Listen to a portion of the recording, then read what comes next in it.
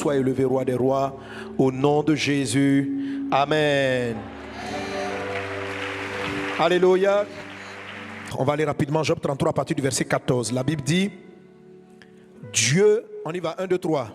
Dieu parle cependant, tantôt d'une manière, tantôt d'une autre, et l'on n'y prend point garde. Il parle par des songes, par des visions nocturnes, quand les hommes sont livrés à un profond sommeil. Amen. Je rappelle, l'expression profond sommeil veut dire que Dieu envoie des rêves dans ton esprit. Parce que tu peux avoir des révélations dans ton âme et des révélations dans ton corps physique. Mais les révélations par lesquelles Dieu parle et Dieu te sauve, ce sont les rêves ou les songes que Dieu envoie dans ta troisième partie, la partie principale qu'on appelle ton esprit. C'est ce qui est écrit ici dans profond sommeil. On continue donc. Quand ils sont endormis sur leur couche, alors il leur donne des avertissements et met le sceau à ses instructions. Amen. Notez bien cela, petit commentaire. Sceau aux instructions. Donc c'est dans le profond sommeil, dans les rêves, que Dieu vous donne des avertissements, que Dieu vous empêche de faire certaines erreurs. C'est dans des songes que Dieu scelle ses instructions. Cette expression qu'elle a est très forte. Elle parle de votre vie cachée, de ce que Dieu a mis pour vous en réserve. Je sais dans le nom de Jésus-Christ que tu vas recevoir des révélations qui vont t'orienter. Au nom de Jésus. Amen. On continue. Afin de détourner l'homme du mal et de le préserver de l'orgueil. Amen. L'orgueil est un grand ennemi de votre destinée. Plus vous êtes gonflé, plus tu es orgueilleux, moins Dieu te parle. C'est pourquoi les rêves divins doivent garder ta vie humble. La vie d'un homme arrête de s'avancer lorsque l'orgueil, sous une différente forme, prend son âme. Que Dieu préserve ton âme de l'orgueil. Verset 18, on continue. Afin de garantir son âme de la fosse et sa vie du coup des glaives. On continue. Par la douleur aussi, l'homme est repris sur sa couche. Quand une lutte continue vient agiter ses os. Amen. Ici, je vous ai dit, là on parle maintenant des cauchemars, les mauvais rêves. Donc par la douleur aussi, l'homme est repris sur sa couche. C'est ce que le psaume 81 présente comme étant les terreurs, ce qui nous traumatise dans la nuit. Ce qui nous traumatise dans la nuit. Et la Bible dit que les cauchemars, certes, ils ne viennent pas de Dieu, mais souvent, à l'intérieur, si nous savons gérer les cauchemars, là, écoutez les enseignements que j'ai donnés en semaine et le samedi, ok? Si vous savez, vous allez transpercer les cauchemars. Parce qu'un rêve finit par arriver. Un cauchemar aussi peut finir par arriver, à moins que vous le contre-attaquez. Ok? Que Dieu te fasse sortir de toutes les choses qui te hantent, de toutes les douleurs de la nuit, de tous les cauchemars au nom de Jésus. Alors ici, il continue en disant, il parle de l'effet maintenant des cauchemars sur quelqu'un. Il va continuer, verset 20. Alors il prend en dégoût le pain, même les aliments les plus exquis. Sa chair se consume et disparaît. Ses os qu'on ne voyait pas sont mis à nu. Son âme s'approche de la fosse, sa vie des messagers de la mort. Mais s'il se trouve pour lui un ange intercesseur, un d'entre les 1000, qui annonce à l'homme la voie qu'il doit suivre, Dieu a compassion de lui et dit à l'ange, délivre-le afin qu'il ne descende pas dans la fosse. Amen. Parenthèse ici, je vous avais dit que quelqu'un qui est tombé dans la fosse, qui est emprisonné dans le cauchemar de la pauvreté, de la maladie, de la stérilité, du célibat, peu importe, la délivrance vient de quoi? De ce qu'il y a eu une intercession. Le mot ange ici, dans d'autres façons de le voir, c'est le mot qu'il se trouve pour lui un messager. Donc ça peut être un homme, amen, qui prend en charge l'intercession. Tout le monde a besoin d'intercession. Ok? Si tu trouves que tu n'as pas d'intercession, commence à intercéder pour les autres. Plus tu vas intercéder pour les autres, plus on intercédera pour toi. Amen. La Bible de prier les uns pour les autres. Donc s'il se trouve un intercesseur, à un moment donné, Dieu va lui montrer la voie qu'il doit suivre. Aujourd'hui, mon message va introduire sur la voie que tu dois suivre. Amen. Donc, dès que, la Bible dit, dès que l'ange, la fin du verset 23, qui annonce à l'homme la voie qu'il doit suivre, quand la voie que tu dois suivre vient, verset 24, on continue, Dieu a compassion de lui et il dit à l'ange, délivre-le afin qu'il ne descende pas dans la fosse. Donc dès que tu trouves ta voie, dès que Dieu te révèle ta voie, on te sort de tous les problèmes. Amen. Pourquoi il dit, continue, il dit, j'ai trouvé une rançon. Et le verset 25, je suis en train de le prophétiser sur vous maintenant. Ça veut dire, le verset 25 parle du rajeunissement, parle du rattrapage des années perdues. Amen. Aujourd'hui, tu as tout attendu le mariage, mais tu te trouves à près de 45 ans, 50 ans, sans être marié. Tu te dis, mais pourrais-je avoir un enfant, pourrais-je rattraper? Je déclare que ta jeunesse va être rétablie, restaurée. Et si tu veux tomber enceinte, Dieu va te donner encore un bébé. La faveur de Dieu va vers toi. Je libère ça pour la guérison de plusieurs. Les temps passés dans les blocages, les temps de la pauvreté passés dans les blocages, dans le retard, Dieu le rattrape maintenant au nom de Jésus. Et on continue le verset 25 qui dit, et sa chair a plus de fraîcheur qu'au premier âge. Il revint au jour de sa jeunesse. Alléluia. Verset 26. Il adresse à Dieu sa prière et Dieu lui est propice. Lui laisse voir sa face avec joie et lui rend son innocence. Notez bien, il lui laisse voir sa face. Que tu vois la face de Dieu, tu vas comprendre. Amen. Verset 27. Il chante devant les hommes et dit, j'ai péché, j'ai violé la justice, je n'ai pas été puni comme je le méritais. Dieu a délivré mon âme pour qu'elle n'entre pas dans la fosse et ma vie s'épanouit à la lumière. Alléluia. Ta vie s'épanouit à la lumière. Amen.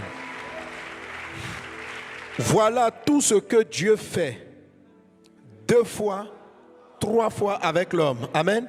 Alors je veux que vous compreniez que ce qu'il explique ici, ça n'arrive pas une fois dans votre vie, ça peut arriver plusieurs fois.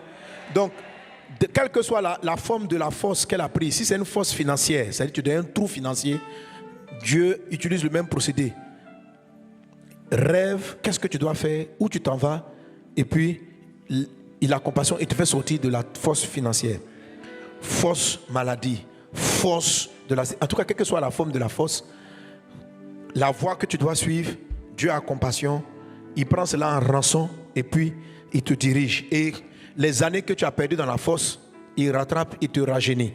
Amen. Qu'il en soit ainsi dans ta vie au nom de Jésus. Et il le fait 2 fois ou 3 fois ou plusieurs fois avec l'homme. Verset 30. Pour ramener son âme de la fosse, pour l'éclairer de la lumière des vivants. Amen. On peut acclamer le Seigneur. On y va, on lit encore ensemble. 1, 2, 3. Matthieu 16, 13. 1, 2, 3. Jésus étant arrivé dans le territoire de Césarée de Philippe, demanda à ses disciples, qui dit-on que je suis, moi le Fils de l'homme? Il répondit, les uns disent que tu es Jean-Baptiste, les autres Élie, les autres Jérémie ou l'un des prophètes. Verset 15. Et vous, leur dit-il, qui dites-vous que je suis? 16. Simon-Pierre répondit, tu es le Christ, le Fils du Dieu vivant. On reprend. Tu es le Christ, le Fils du Dieu vivant. Une deuxième fois. Tu es le Christ, le Fils du Dieu vivant. Une troisième fois. Tu es le Christ, le Fils du Dieu vivant. Amen. Verset 17. Jésus, reprenant la parole, lui dit, tu es heureux, Simon, fils de Jonas, car ce ne sont pas la chair et le sang qui t'ont révélé cela, mais c'est mon Père qui est dans les cieux. Verset 18. Et moi, je te dis que tu es Pierre. Alléluia. Je veux que vous remarquiez que la première fois, il dit, tu es heureux, Simon. Il va lui donner son nom d'enfance. Amen. Parce que Jésus a changé le nom de Pierre. Et son nom était Simon. Il dit, maintenant, on va t'appeler Pierre. Et maintenant, il va lui dire, tu es heureux, Simon, fils de Jonas. Alléluia. Et quand on continue, verset donc, 18. Et moi, je dis, que tu es pierre et que sur cette pierre, je bâtirai mon église et que les portes du séjour des morts ne prévaudront point contre elle. Verset 19. Et je te donnerai les clés du royaume des cieux. Et ce que tu lieras sur la terre sera lié dans les cieux. Et ce que tu délieras sur la terre sera délié dans les cieux. Amen. On peut acclamer la parole du Seigneur. Père céleste, Dieu des cieux, Dieu vivant, nous voilà célébrant ta parole. Enseigne-nous tes voies. Je te supplie. Glorifie ton nom dans nos vies. Au nom de Jésus. Amen. Alléluia. Alors maintenant, je vais te parler plus précisément de la révélation de la voie que tu dois suivre. Il dit que si tu es dans la fosse, qu'il y a un intercesseur, il va te montrer la voie que tu dois suivre. La voie que vous devez suivre. Il y a une voie que tu dois suivre. Tu es né pour quelque chose. La Bible dit dans le livre de Proverbes chapitre 16 verset 4 que Dieu a tout créé pour un but. Même les méchants ont un objectif dans la vie. Tout est créé pour un but. Si nous les humains, nous ne fabriquons rien au hasard. Regarde autour de toi et définis le rôle de chaque chose. Tu vas voir que la plupart des choses, c'est les hommes qui vont fabriquer. La chaise qu'elle a été créée pour quoi? Pour qu'on puisse s'asseoir. La boîte qu'elle a été créée pour quoi? Pour qu'on puisse y mettre des offrandes. Les baffes qui ont été créées pour quoi? Pour amplifier la voix. Le micro qui a été créé pour quoi? Pour amplifier la voix, pour capter la voix et l'amener à l'amplificateur. Les écrans ont été créés pour quoi? Donc chaque chose existe pour quelque chose. Regarde toi-même, tout existe. Si les hommes ne fabriquent rien pour rien, à plus forte raison Dieu, toi là, tu existes pour quelque chose. Ça dit, tu n'es pas là pour rien. Ça dit, tu es sur la terre, on ne sait pas, tu fais quoi. Tu n'es pas là pour rien. Les hommes ne fabriquent rien pour rien. Alors Dieu qui a fait le ciel et la terre, tu crois qu'il t'a fabriqué pour rien? Tu crois que tu es né pour souffrir comme tu es en train de souffrir? Tu crois que tu es né pour que ta vie n'ait aucun sens? Ta vie a un sens. Ta vie a une direction. Les combats que tu livres sont les cauchemars que le diable t'envoie pour ne pas que tu rentres dans ta destinée. Un homme ne rentre pas comme ça facilement dans sa destinée. Pour connaître la voie qu'on doit suivre, on doit vaincre les cauchemars. Jésus-Christ est venu sauver l'humanité. Mais est-ce que vous savez que ça ne lui avait pas été clairement révélé après qu'il ait traversé, avant qu'il ait traversé le désert? Il a fallu qu'il rentre dans le désert. Qui rencontre Satan dans le désert? Ils se sont battus. La Bible dit que dans le désert, il y avait des animaux sauvages et des anges qui le servaient. C'est quand il est sorti, l'Esprit est venu sur lui. Et puis Dieu lui dit, Jésus dit, l'Esprit du Seigneur est sur moi. Il m'a oint pour. Donc il connaissait maintenant pourquoi il était oint. Il m'a oint pour annoncer une bonne nouvelle aux pauvres. Toi, pourquoi tu seras oint? Il dit, il m'a oint. Mais quand Jésus dit ça, c'est quand il était sorti de l'épreuve, quand il était sorti du désert, quand il était sorti des tentations du diable. Satan vous tente, Satan vous combat, parce qu'il a peur de ce que Dieu a mis en vous. Mais je déclare dans le nom de Jésus, que ce qui est en toi va paraître. Ce qui est en toi va paraître. Ce qui est en toi va paraître. Ce qui est en toi va paraître. Dans le nom de Jésus-Christ. La voie que tu dois suivre, on l'appelait Jacob, ça veut dire usurpateur. Mais un jour, toute la nuit, lui aussi, dans la nuit, il s'est battu contre un ange, Et le matin, lorsqu'il s'est réveillé, il dit, bénis-moi. La bénédiction que Dieu lui donne, c'est celle-là. On ne va plus t'appeler Jacob. Ton vrai nom, c'est Israël. Je veux que vous sachiez aujourd'hui qui vous êtes et où vous partez. Quelle est la voie que vous devez suivre? C'est important. Est-ce qu'on est ensemble? Donc vous comprenez que toutes ces choses-là nous viennent par révélation. Dis avec moi, révélation. Révélation.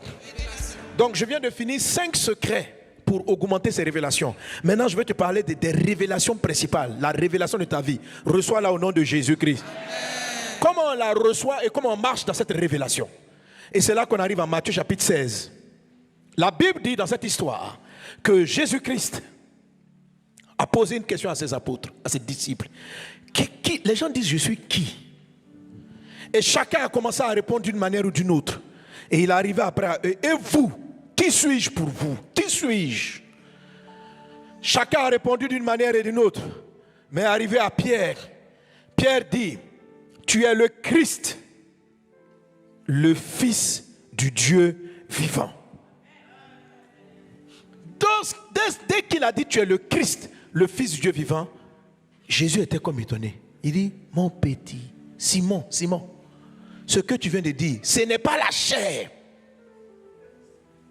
ni le sang qui t'ont donné cette révélation, mais c'est mon Père qui est dans les cieux. Quand vous revoyez l'image du rêve, je vous ai dit, les rêves de votre destinée là, ce ne sont pas les rêves, ce n'est pas les révélations de la chair. Quand il dit ce n'est pas le sang, ça veut dire ce ne sont pas les révélations de l'âme. Parce que l'âme est dans ton sang.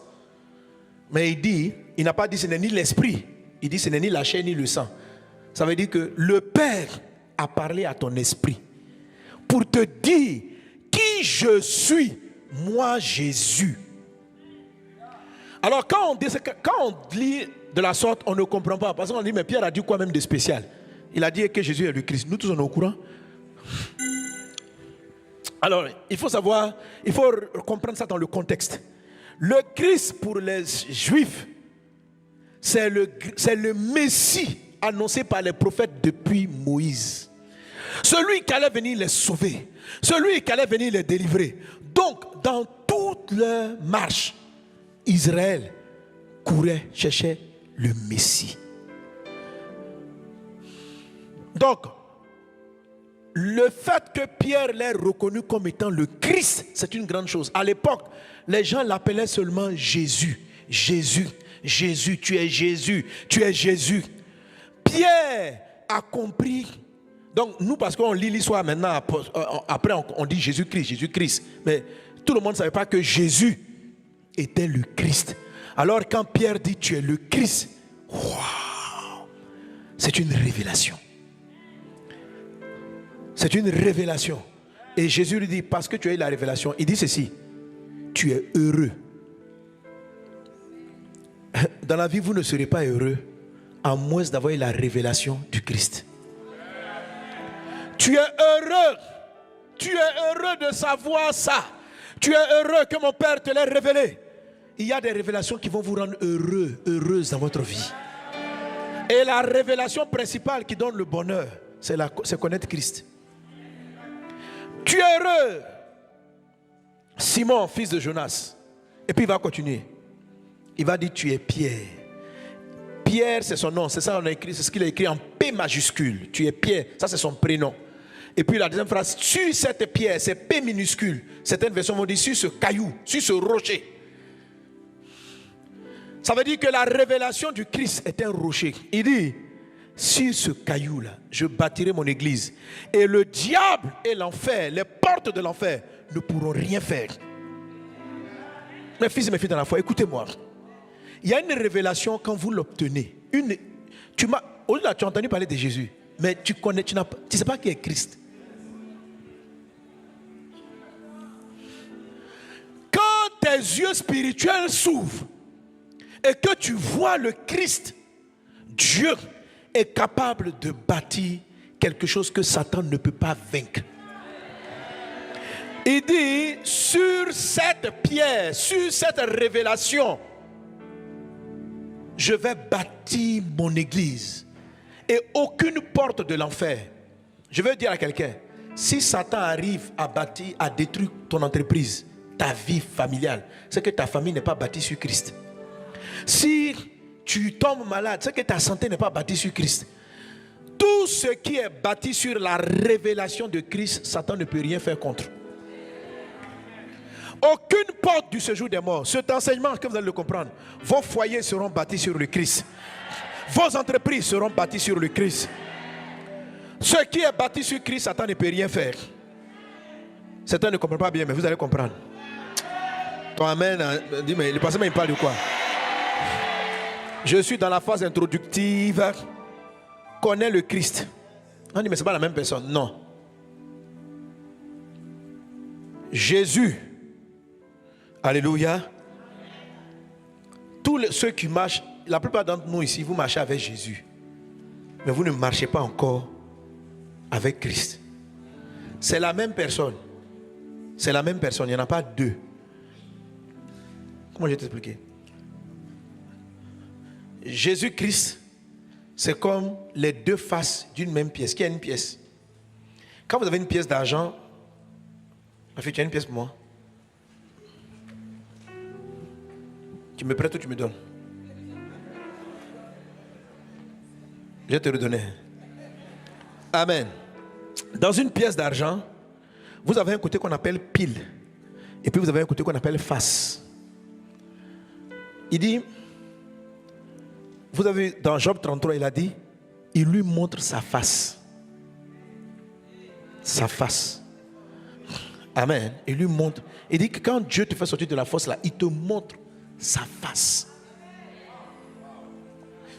La Bible dit que Moïse parlait avec Dieu face à face. La face de Dieu, c'est autre chose. C'est autre chose. La plupart des croyants voient la main de Dieu. Mais il y en a d'autres qui arrivent à voir la face de Dieu.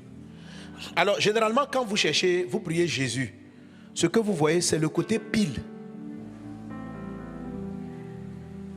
Le côté pile. Mais une pièce a deux côtés. Jésus, c'est pile. Christ, c'est la face.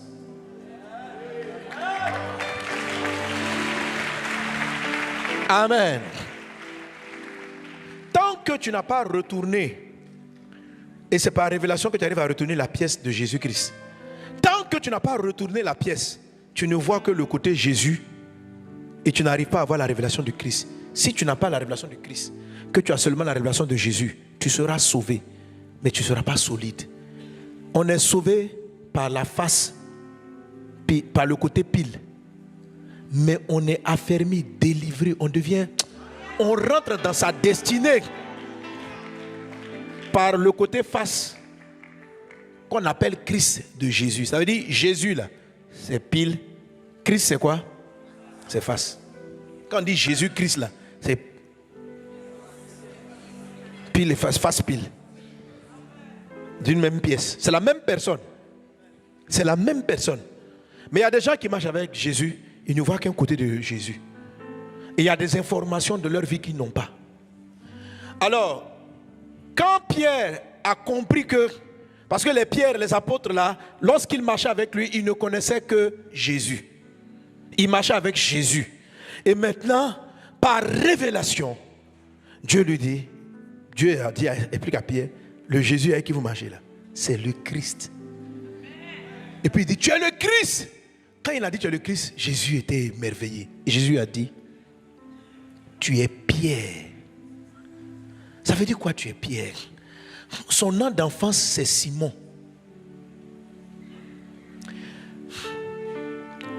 Tu sais, chacun d'entre vous, vous avez un nom caché. Hein? Ton identité. Il y a le nom que tes parents t'ont donné. Il y a le nom que le ciel t'a donné. Le nom que le ciel t'a donné transporte ta vie.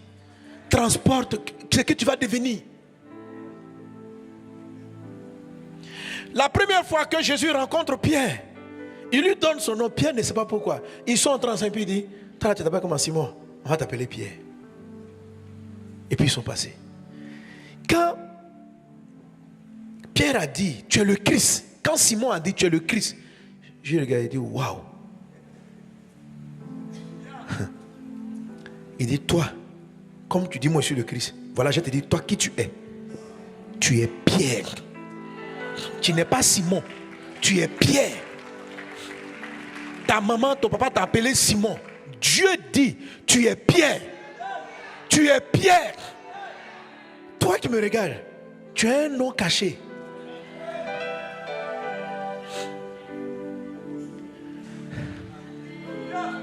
C'est-à-dire, il y a un jour, Dieu va te regarder en face et puis il va te dire, toi là, tu es qui? Tes parents ne te connaissent pas. La vie ne te connaît pas. Les gens ne te connaissent pas. Toi-même, tu ne te connais pas. Parce que tu n'étais pas fabriqué. Mais il y a un moment dans ta communion avec Dieu, Dieu se lève et puis il t'apparaît et puis il te dit, toi là, qui tu es? Le jour où tu entends ça, le monsieur il s'appelait, tout son parent l'appelait Jacob. Quand il rencontre Dieu, Dieu dit, toi là, ton nom c'est Israël. Le ciel t'a donné un nom. Un nom qui transporte. Pourquoi il est Pierre? Dieu l'appelle Pierre parce que Dieu savait que à partir des révélations qu'il avait, toute l'église de Jésus allait être bâtie. Cet homme est le fondement de la foi chrétienne, Pierre. Dieu l'avait choisi pour être le démarrage. Après Christ, il devait prendre les relais. Chacun d'entre vous transporte quelque chose. Celui qu'on avait appelé Jacob, sa vraie destinée, c'est de transporter les 12 tribus. Dieu a tout créé pour un but. Tu existes pour quelque chose. Tu es né pour quelque chose. Si la chaise sur laquelle tu es assis est un but, ce n'est pas Dieu. Dieu ne t'a pas créé par hasard. Tu n'es pas le produit d'un accident. Dieu s'est réveillé un matin. Tu n'es pas le choix de tes parents. Même si ta maman est tombée enceinte par accident, ce n'était pas un accident pour le ciel.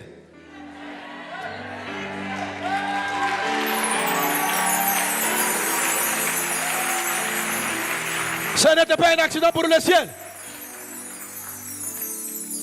Dans le livre de Jérémie, chapitre 1, à partir du verset 5, voilà ce que Dieu dit au prophète Jérémie.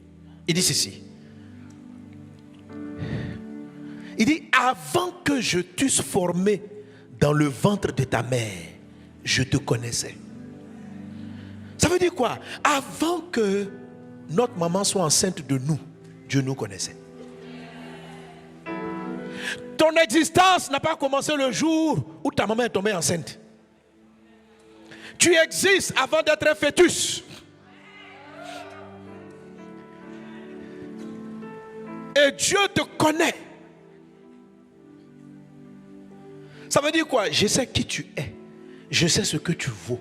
Je sais ce que j'ai mis en toi. Tu n'étais même pas encore formé. C'est-à-dire que ton papa n'était même pas encore allé avec ta maman. Ta maman n'était pas enceinte, que moi je te connaissais. Dieu te connaît. Avant que tu sois formé, Dieu te connaît. Toi-même, tu ne te connais pas. Maintenant, il dit avant que je te connaissais et avant que tu fusses sorti de son sein, je t'avais consacré. Ça veut dire quoi? Qu'un homme, une femme, consacré, ça veut dire dédié à quelque chose. Écoutez, j'ai donné tout à l'heure l'exemple de Nadège qui a fait le cheveu. Dieu l'avait choisi parmi ses appels, parce qu'il y en a plusieurs, on peut jusqu'à en avoir 12. Parmi sa destinée, là, Dieu avait mis en elle la solution des cheveux, des souffrances. Vous comprenez ça? Est-ce que tu sais que toi, tu es quelqu'un? Non, regarde ton voisin, c'est quelqu'un là. Mais lui, il ne sait pas encore. Parce que jusqu'à présent, Pierre pensait qu'il était Simon. Jésus est venu lui dire, tu es Pierre. Tu es Pierre. Il dit, mais moi je m'appelle Simon. Il dit, je te dis que tu es Pierre. Et que sur cette pierre, les deux noms coïncident, mais ce n'est pas la même chose. Il dit sur cette pierre, ça veut dire sur cette révélation. Sur le fait de voir que je suis Christ. Quand tu tournes la face là, et que tu me vois,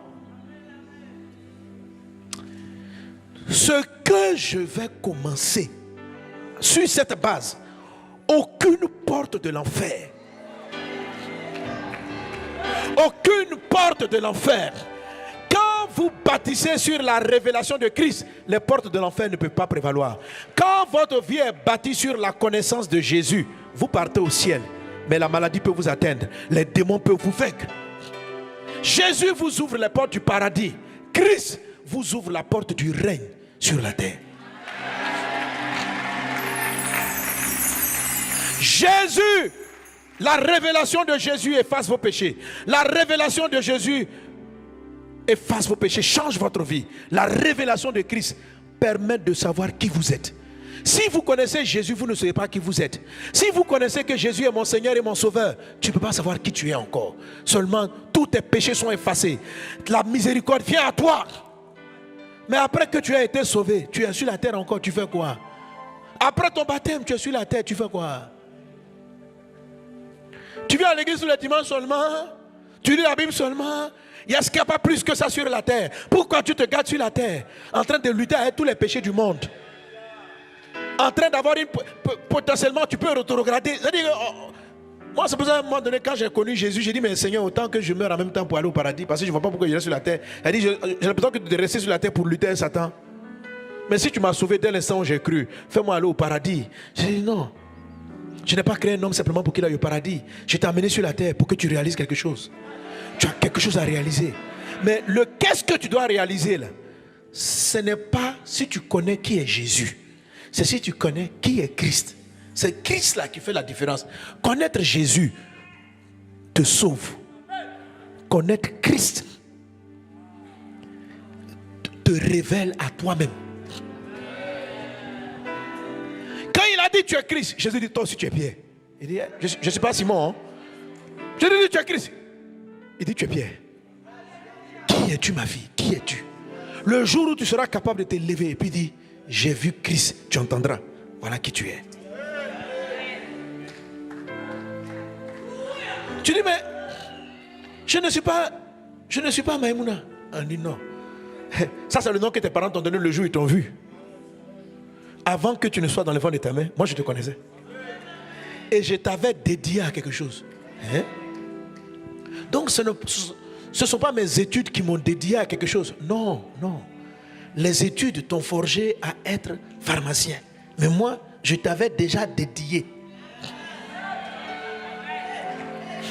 Les problèmes de la vie t'ont amené dans une école qui t'ont donné telle formation. La sœur Nadège, là, elle, l'école l'a formée être banquier. Mais le ciel avait un autre plan. Chacun d'entre vous a un plan. Et lorsque vous le trouvez, Jésus dit ceci, vous êtes heureux. Quelqu'un qui n'a pas trouvé le plan de sa vie n'est pas heureux. Parce que c'est quelque chose qui est dans ton profond. C'est-à-dire c'est dans ton esprit. Tu es chrétien, mais tu es chrétien. Tu sais que tu vas au ciel. Tu aimes Jésus, tu sais qu'il t'aime. Mais dans la vie, tu es perdu. Dans la vie, tu vis pour survivre. Tu gères un peu de petits boulots. Si ton travail marche, gloire à Dieu, mais tu es égaré. Tu es égaré. Tu te sens perdu. Parce que tu ne sais pas qui es-tu. Tu ne sais pas qui tu es. Mais tu ne sais pas qui tu es parce que tu n'as pas encore vu Christ. Tu as vu Jésus, mais pas Christ. Tu as vu le côté pile, mais tu n'as pas vu la face de la pièce.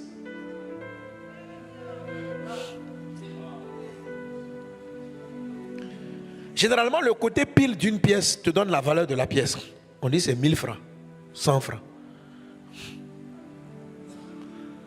Donc tu sais que tu as de la valeur. Mais tu n'as aucune idée de la grandeur de ce que tu es.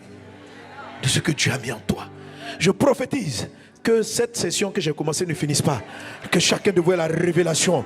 Pour que Dieu te dise ton vrai nom. Dieu te dise ton vrai prénom. Dieu te dise qui tu es.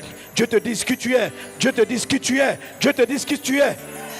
Il a regardé son fils Simon. C'est pourquoi il a commencé à dire Simon, fils de Jonas. Ce n'est ni la chair, ce n'est ni le sang qui t'ont donné ces révélations. C'est mon Père qui est dans les cieux. Et puis il regarde et dit tu es Pierre. Tu es Pierre. Tu n'es pas Simon. Mais Simon, c'est mes parents qui m'ont donné ça. Ça, c'est ce qu'eux, ils savent. Parce que votre destinée n'existe pas le jour où vous naissez. Elle existe avant votre naissance. C'est ce qu'on appelle les instructions scellées. C'est ce que Dieu cache. C'est ce que Dieu enfouit dans votre profond sommeil. Pourquoi? Pour ne pas que le diable la vole. Pourquoi Dieu cache qui vous êtes? Parce qu'on ne donne pas les choses saintes au pourceau. Tant que tu ne comprends pas la valeur d'une révélation, tu vas la gaspiller. Pour le moment là, te dire qui tu es ne va pas te faire du bien. C'est trop fort. Il dit on ne donne pas les choses saintes au pourceau. Il y a trop de choses qui font que tu ne peux pas évaluer, valoriser ta vraie valeur. C'est ce qui fait que ça tarde. Parce que si on te donne, tu sais, quelqu'un à qui les choses les plus importantes, si tu lui donnes, il va les gaspiller. Tu es trop important. Tu risques de te gaspiller toi-même. Il faut faire attention. On ne donne pas les choses glorieuses au pourceau. Tu ne dois plus être à la... Qu'est-ce qu'il est en train de dire? Que ton état actuel, par rapport à qui tu dois être, c'est comme un porc par rapport au diamant. Un porc ne peut pas comprendre la valeur du diamant. Il ne faut plus que tu sois à ce niveau pour que Dieu puisse te remettre ça.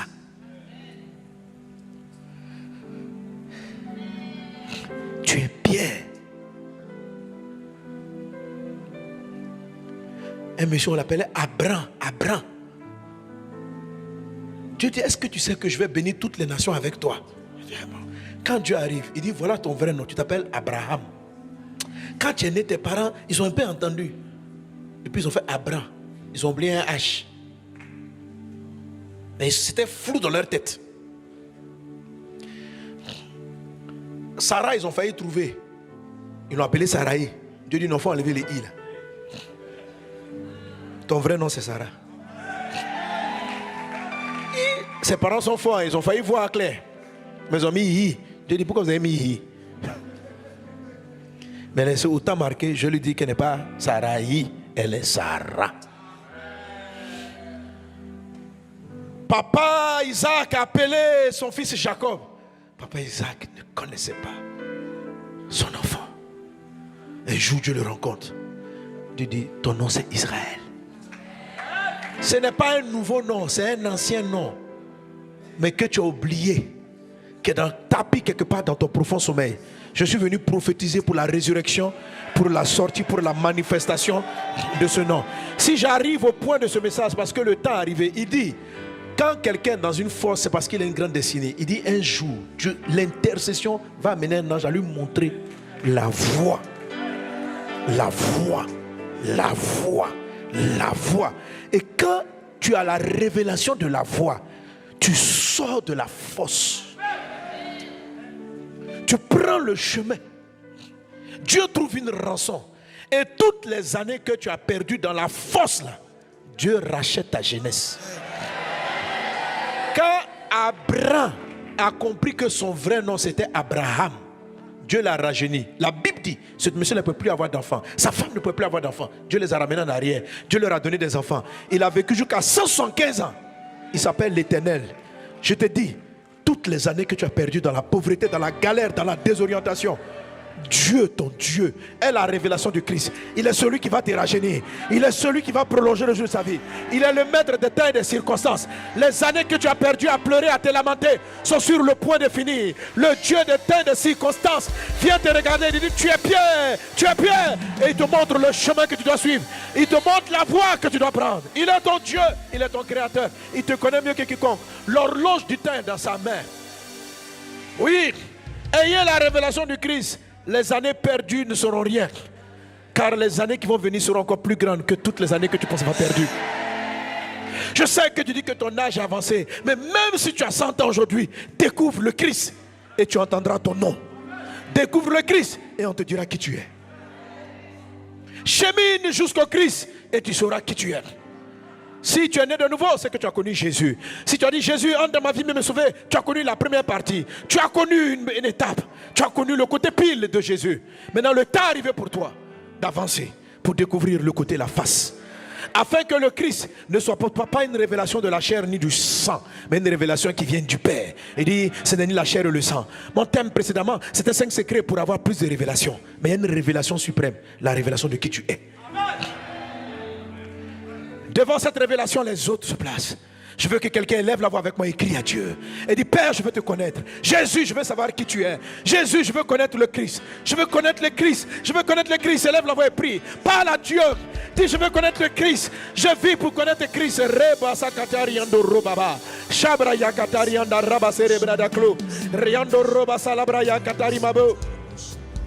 Brenda brada soro brada katarababa. Shabra yakatari ando roba cerebra labe. Rida brada soro brada katarimaba. Sharabara katarima brada soro brada ke. Au nom de Jésus. Au nom de Jésus.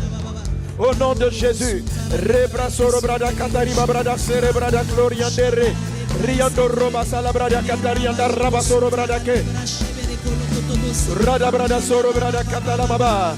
Au nom de Jésus-Christ de Nazareth. Merci Seigneur pour tes bienfaits. Nous voulons connaître Christ. Christ, nous avons soif de toi. Jésus-Christ, nous avons soif de toi. Au nom de Jésus, quelqu'un donne un bon amen. Amen. Alléluia. Tu peux te rasseoir. Alors, Jésus nous fait une révélation importante. Il dit à Pierre, ce n'est ni la chair, ce n'est ni le sang qui t'ont donné ces révélations. C'est-à-dire que, comme je vous ai montré les rêves, la chair parle. La chair parle. C'est quoi les informations de la chair concernant Jésus? La chair, c'est votre corps. C'est quoi ces révélations? Ce sont les révélations que les 5 sens donnent. C'est-à-dire, qu'est-ce qu'ils ont entendu? Quand ta femme vient vers te dire, elle se présente, je m'appelle Amouin. Quand tu la regardes, tu te dis, tu t'appelles Amouin. Donc tu nommes ta femme du nom que tu as entendu, que ses parents lui ont donné. Ça, c'est la chair qui t'a dit le nom de ta femme. Mais tu ne la connais pas encore. Non. Tu ne connais ton ami que de ce nom qu'il a dit. Quand on dit que ce n'est pas la chair qui t'a donné une révélation, c'est quoi la révélation de la chair? C'est ce que tes yeux ont vu, c'est ce que les oreilles ont entendu, c'est ce que tu as pu toucher, c'est ce que tu as pu goûter. Ça te donne une connaissance des personnes. Mais ce n'est pas la vraie personne qui est là. Ça, c'est son apparence. La chair vous donne des informations de l'apparence des personnes, de ce qu'on vous dit, de ce que vous voulez savoir. Quand vous allez voir que Christ se trouve même dans les gens avec qui vous marchez. Si tu trouves Christ dans ta femme, ton foyer sera stable.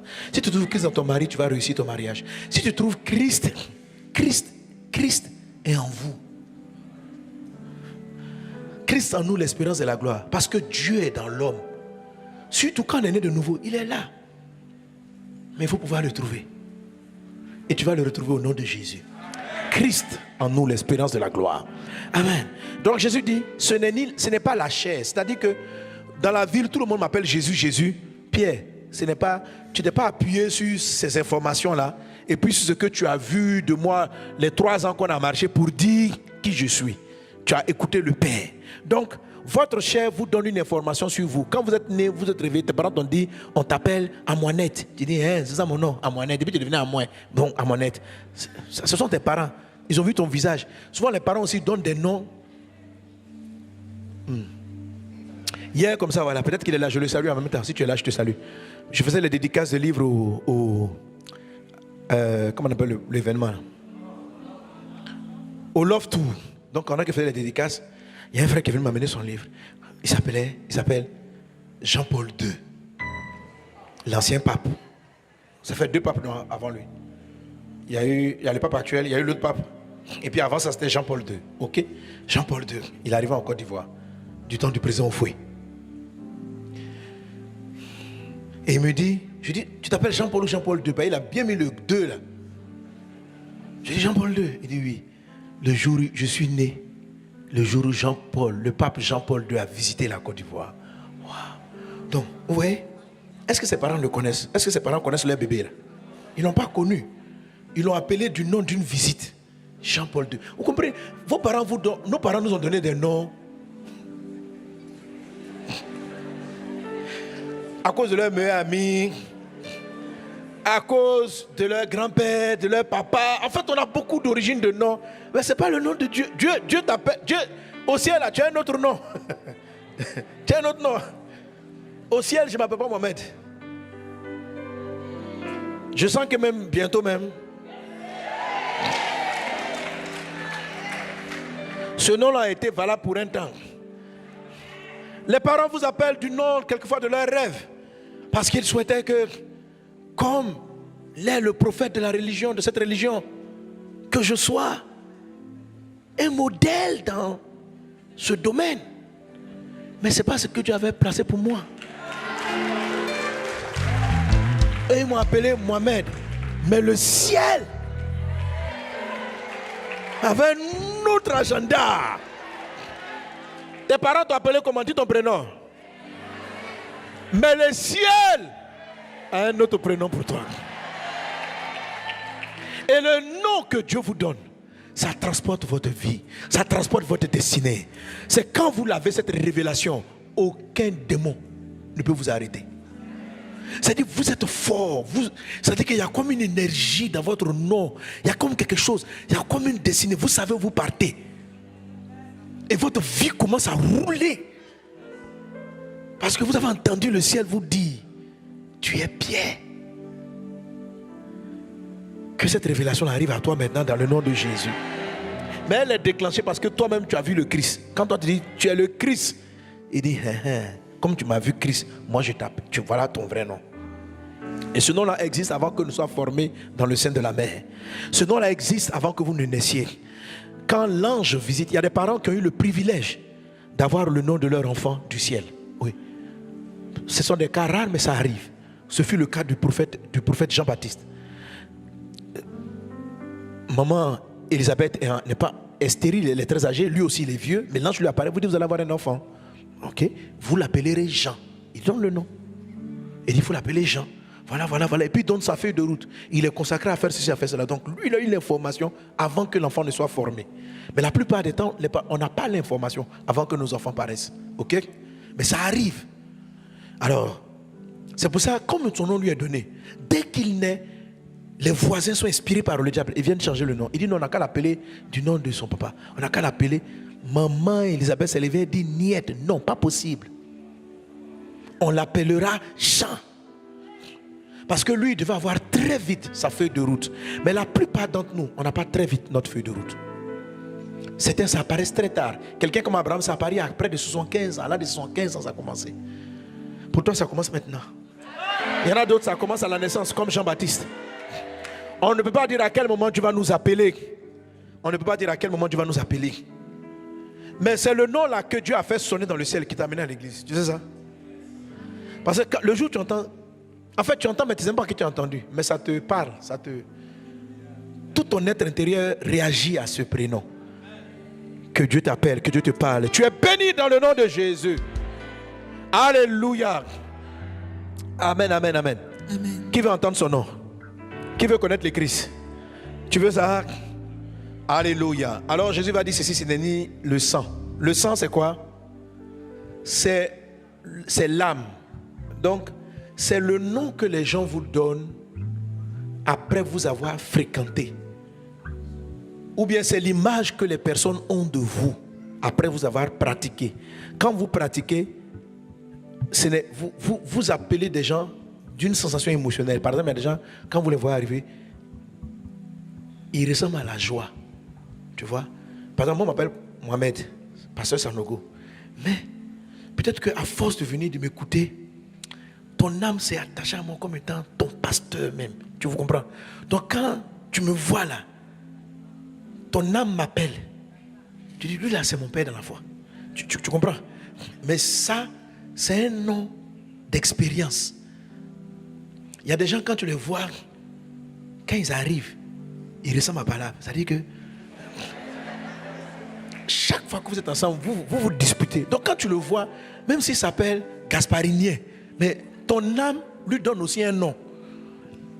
La chair donne un nom. L'âme donne aussi des noms.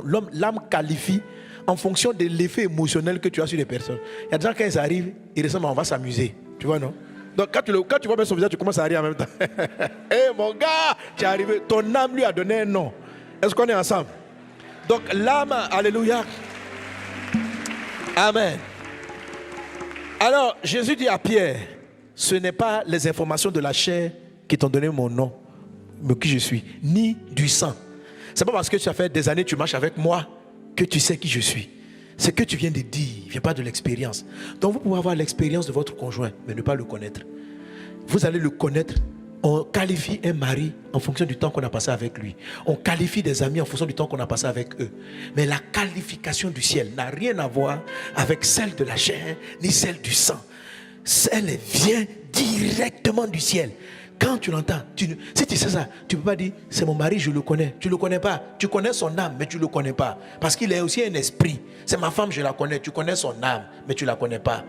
La connaissance que vous avez d'une âme ou d'un nom charnel, écoutez, vous-même, vous ne vous connaissez pas.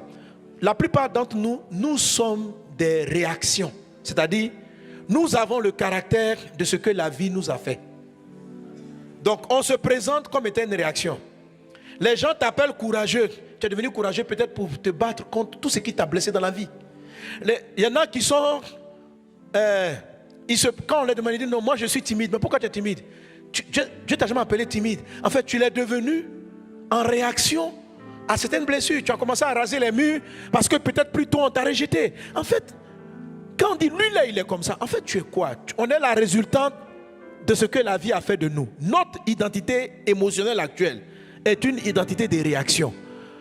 Mais ce n'est pas ce que tu es. Ce n'est pas ce que tu es. C'est pas on dit là, on dit là, il est trop nerveux. Mais en fait, c'est pas ce que tu es en fait. C'est pas ce que tu es. Tu es devenu irritable à cause de quelque chose. Donc c'est une réaction. On dit, mais lui, il parle mal. Tu es un mal parleur à cause des réactions. On dit, celle-là, elle ne parle jamais, il est comme ça. Pourquoi? Qu'est-ce qui s'est passé? Voilà. Qu'on ne te connaisse pas avec ce que tu as vécu, mais que la vieille révélation de Dieu arrive. Amen. Alléluia. Oh, je n'ai pas eu le temps de présenter les tableaux, puis l'heure est déjà arrivée. Alors, pour ne pas que la chair vous parle, pour que vous ayez la vraie révélation, Dieu a donné un cheminement qu'on appelle le tabernacle de Moïse, la tente de la rencontre. Et c'est ce que je vais développer, c'est ce que ce livre développe. Ici, il ne s'agit pas de révélation ponctuelle. Tout ce que j'ai prêché précédemment, même si tu es un païen, que tu appliques, tu pries bien avant de dormir, tu te décharges, Dieu va te dire des choses. Mais savoir qui tu es, là, où tu vas, c'est la plus grande révélation que tu puisses avoir. Parce que du coup, tu vas comprendre toutes les autres petites révélations que tu as. On n'a pas besoin d'être chrétien pour que Dieu nous parle. Nebuchadnezzar a eu des songes sur le futur de sa vie et le futur de la Babylonie. Donc, ce n'est pas le fait. Mais savoir le qui tu es, là, c'est la révélation de base. La principale. Amen. Et elle arrive parce que vous apprenez à traiter. Vous laissez Jésus faire vaincre votre chair, votre âme. Et puis, il va pouvoir vous parler. Clairement. Amen. Et le cheminement, pour ça s'appelle le tabernacle. Affiche-moi le tabernacle. Rapidement. Alors, Dieu se révèle au prophète Moïse. Dieu lui dit, construis-moi un tabernacle. Je vais te montrer l'image du tabernacle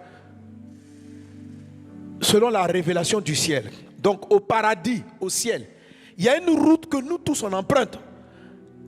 Moïse, le prophète, l'a représenté sur la terre sous la forme du tabernacle. Et on appelle le tabernacle de Moïse. Dans le tabernacle, qui est cette cabane-là que vous voyez ici avec la cour, vous avez la cour qui est appelée le parvis. À l'intérieur de cette cour que vous voyez à l'écran, vous avez le premier ustensile qui est en bois marron là, on appelle l'autel des holocaustes. Juste après lui, bon, dans cette image c'est très petit, mais il est plus grand que cela. Vous avez un autre ustensile avant de rentrer dans la petite cabane, la cabane qui est là-bas. Ça s'appelle la cuve des reins. Et après quoi, vous passez un rideau. Et quand vous passez le rideau, vous entrez à l'intérieur. Vous entrez dans deux pièces qu'on appelle le lieu saint. Et puis après ça, dans le lieu très saint. Donc, ce bâtiment qui est là-bas, dans le fond du parvis, a deux pièces. Ok.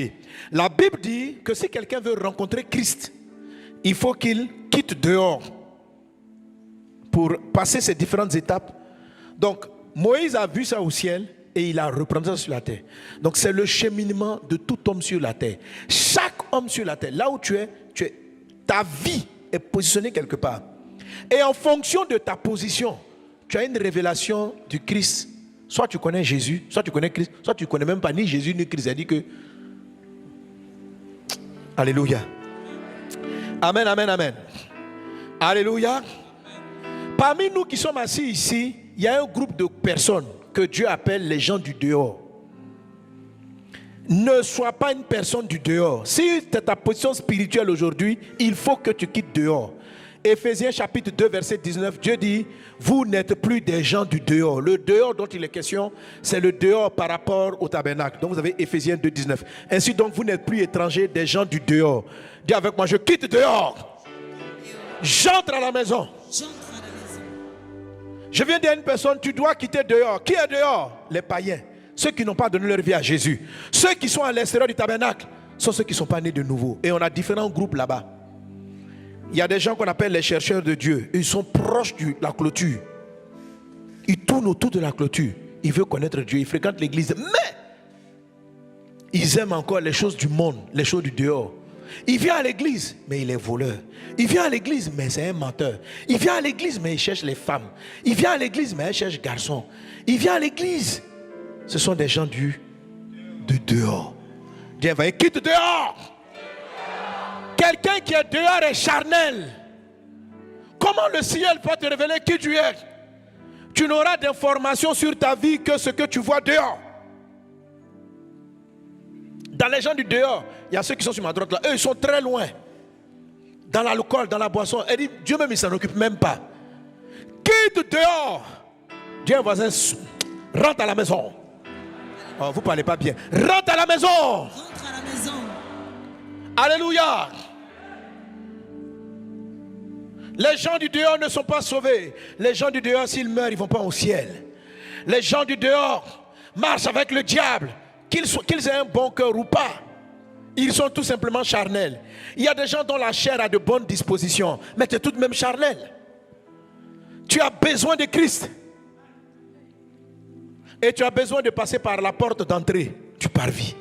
Et Jésus-Christ est cette porte. Jésus a dit qu'il est la porte. La porte d'entrée, c'est le Christ. Pas le Christ, c'est Jésus.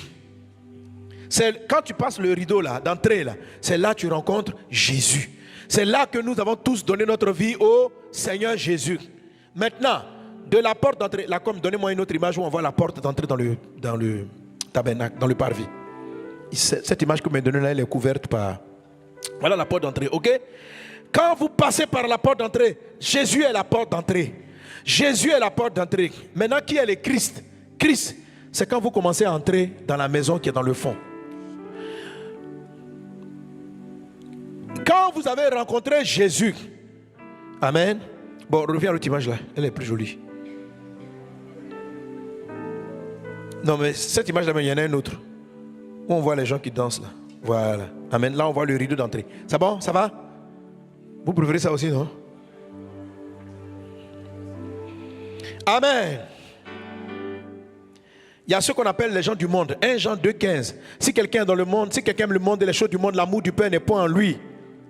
L'amour du Père n'est pas dans ceux qui aiment le monde. Les choses qui sont dans le monde, la convoitise des yeux, l'orgueil de la vie, la convoitise de la chair. Ma fille, ton affaire des garçons, là. Tu ne peux pas savoir qui tu es. Il faut sortir dedans. Mais les gens qui sont dehors, c'est quoi? Il y en a qui savent le message, mais ils ont honte et ils ont peur. Dans le dévotionnel, dans le boost, on appelle ceux qui ont peur et qui ont honte. Qui ont honte du jugement que les gens vont avoir d'eux. Qui ont peur que le monsieur avec qui il sort là, elle sort là, si elle le quitte, elle va perdre l'argent. Si tu veux retrouver ta vie, sors de l'adultère.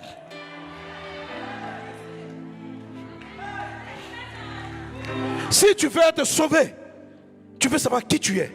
Ça veut dire que tu viens à l'église, mais le fait que tu sois dans l'adultère t'empêche même d'entrer dans le parvis. Tu dis, mais j'ai des révélations, tu ne sais rien. Tu ne vas jamais entendre que tu es Pierre. Toi, tu ne peux pas entendre ça. On va juste te dire, tu as une valeur, ta vie a une valeur, ta vie a une valeur, mais la valeur vraie, tu ne la sauras pas. Parce que tu es dehors. Tu es dans l'alcool, tu es dans les boissons, tu as les mauvais gens. Les mauvaises compagnies qu'on a les bonnes mœurs. Est-ce qu'on est ensemble? Les gens qui sont liés au péché.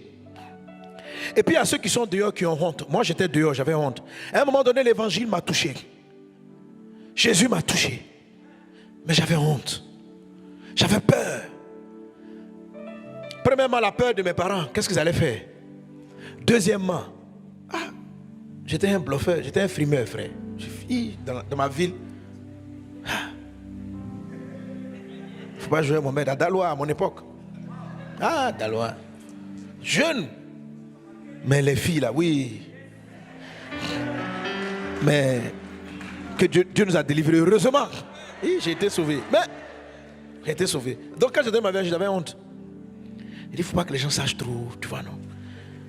Parce qu'en même temps, tu veux marcher avec Dieu, mais tu veux garder un peu les copines, tu vois des trucs comme ça là. Il faut arrêter ça. Dis à voisin, arrête ça.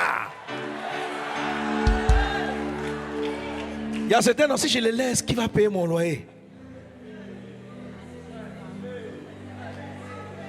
Ma fille, quitte la chair, avance. Et j'ai pris la décision parce que moi j'avais peur du rejet. Peur, qu'est-ce qu'elle a dit ma famille? Et j'ai dit, Jésus, je vais te suivre. Je suis rentré, j'ai donné ma vie à Christ. Je suis rentré dans le parvis.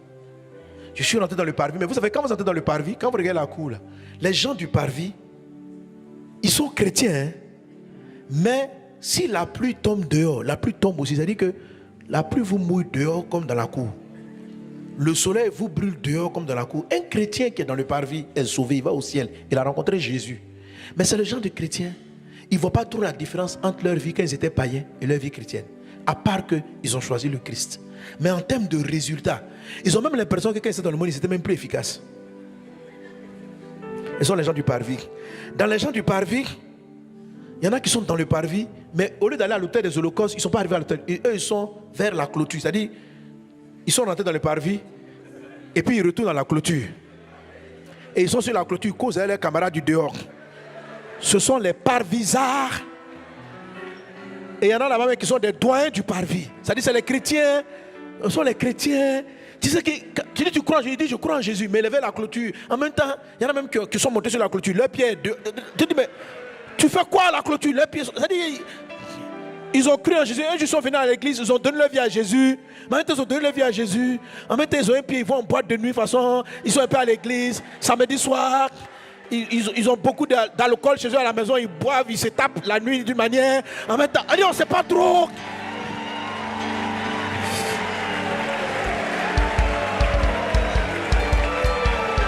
Donc, quand on prêche, Jésus est le Seigneur. Il dit, ouais, je crois. Mais mon frère, ton pied est dehors, il y a un pied. La clôture là est haute, elle fait un peu moins de 2 mètres. Mais les gens là, ils sont enjambés, puis ils sont là-dessus. C'est-à-dire, ça chauffe un peu, ils sont dans le monde. Ça chauffe un peu, ils sont allés. Elle dit, on ne sait pas. Frère, rentre dans la maison, on va avancer. Dis à un voisin, rentre là-bas.